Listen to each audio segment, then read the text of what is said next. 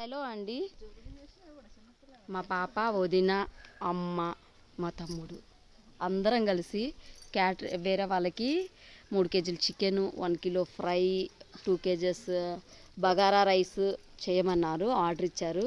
అందుకని చెప్పేసి వాళ్ళ కోసమని ఇవన్నీ నైట్ పూట చీకట్లో కూర్చొని చేస్తున్నాం. చూడండి,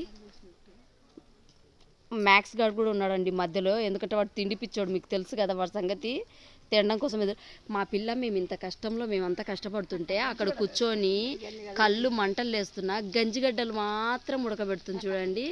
అంటే పొయ్యిలో వేసి కాలుస్తుంది గంజిగడ్డలు. సూపర్ కదా తన ప్లాన్ కూడా. ఇది కూడా ఒక పనే అండి మాకు కూడా. అంటే ఎప్పటి నుంచో చేస్తున్నామని అయితే అనుకోవద్దండి, 2 డేస్ నుంచి మొదలు పెట్టాము. చూద్దాం ఎలా ఉంటుందో. ఇది కూడా మళ్ళీ చెప్తానండి, మొత్తం బాక్స్ ప్యాక్ చేసేటప్పుడు మీకు మళ్ళీ హలో అండి, ఇగో వాళ్ళకు బాక్సులు పెట్టి పంపిస్తున్నానండి. రైస్ కూడా